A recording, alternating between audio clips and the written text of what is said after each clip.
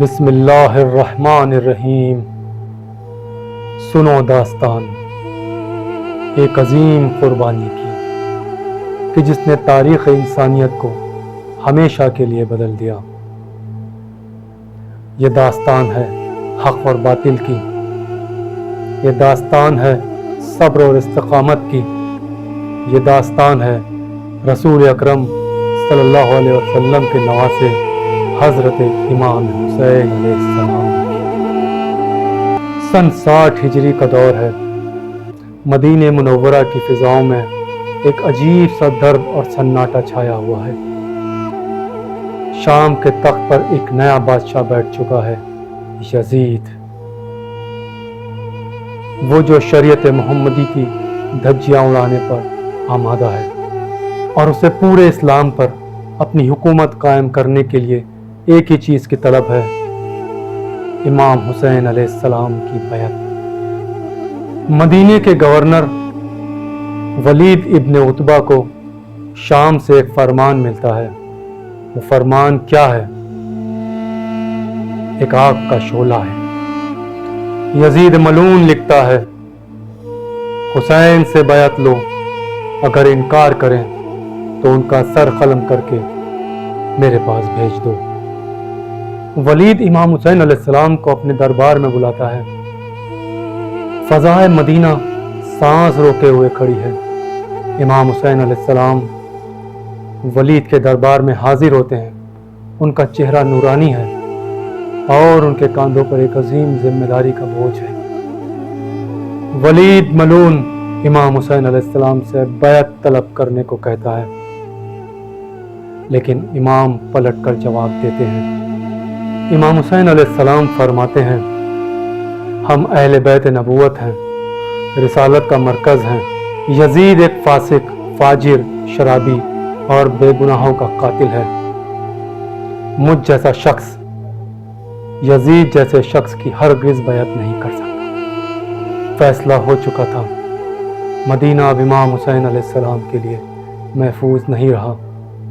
امام نے فیصلہ لیا کہ وہ اپنے نانا کے شہر کو چھوڑ دیں گے تاکہ روضہ رسول کی حرمت پر کوئی آنچ نہ آئے۔ سفر کی رات آتی ہے۔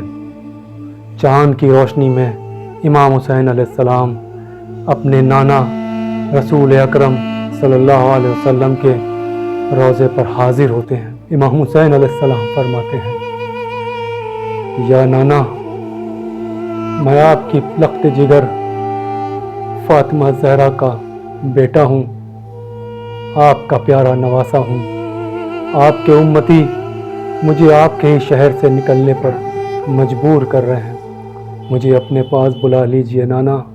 کہتے ہیں فضاؤں سے ایک عظیم آواز آتی ہے، حسین، تمہیں ایک عظیم مرتبہ پانا ہے جو شہادت کے بغیر ممکن نہیں۔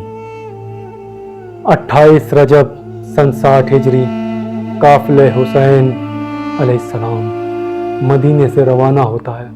اس قافلے میں کون ہے؟ اس قافلے میں بی بی زینب سلام اللہ علیہا کا پردہ ہے۔ اس قافلے میں 6 مہینے کا ننھا علی اصغر ہے۔ اس قافلے میں جوان علی اکبر علیہ السلام ہے۔ اس قافلے میں پرچم دھار حضرت عباس، علی ابن ابی طالب کا بیٹا عباس علمدار ہے۔ قافلے کے اونٹ جب چلتے ہیں تو مدینے کی مٹی اڑ اڑ کر ان کے قدموں سے لپٹ کر روتی ہے۔ اہل مدینہ اپنے گھروں سے نکل کر اذان غم دے رہے ہیں۔